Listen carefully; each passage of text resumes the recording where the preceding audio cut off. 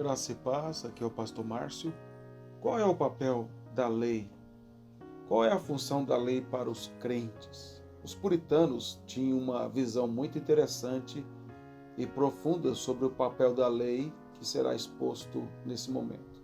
Primeira coisa, eles falavam que o pecado é a transgressão da lei. Então, sem lei não haveria pecado.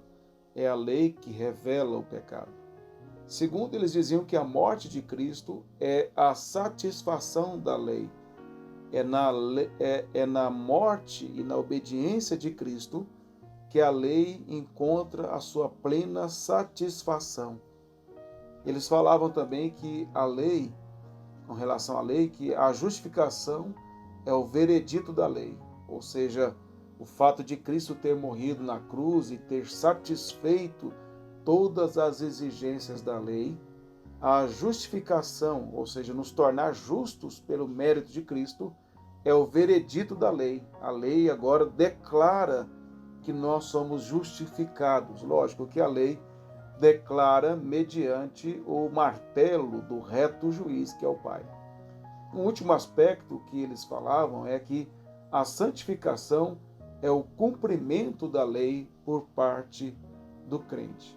Ou seja, o crente, ele não está debaixo da maldição da lei, ele não pode mais ser condenado pela lei, porque Cristo satisfez a lei, mas agora o crente continua debaixo da autoridade da lei em termos morais.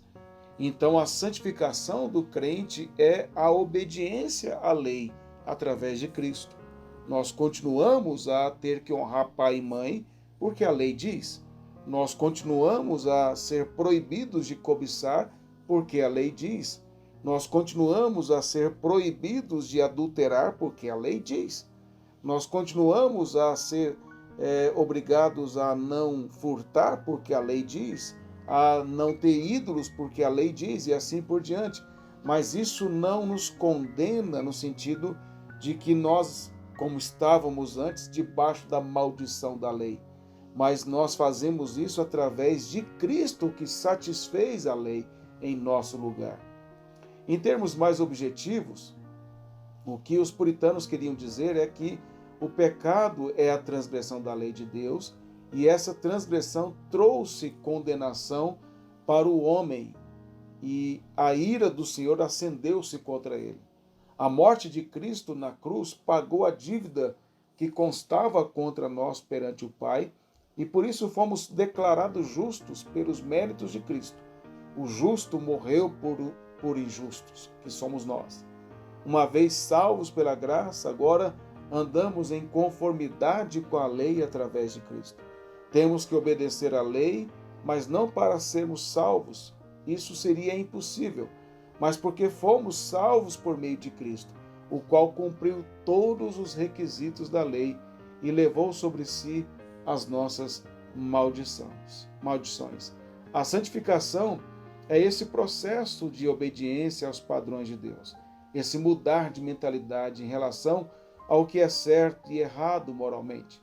Nesse sentido, declarou J.C. Ryle, a santificação genuína manifesta-se no respeito à lei de Deus, bem como no esforço habitual por viver na obediência a ela como a grande regra de vida.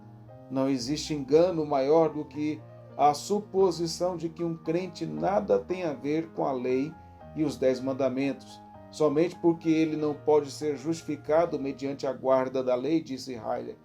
O mesmo Espírito Santo que convence o crente do pecado por intermédio da lei e que o conduz até os pés de Cristo a fim de ser justificado, também sempre o conduzirá à utilização espiritual da lei como um guia amigo na busca pela santificação. Logo, eu termino dizendo que não podemos defender um cristianismo sem normas morais. O cristianismo não é moralista e nem legalista. Todavia, também não é libertino no sentido moral.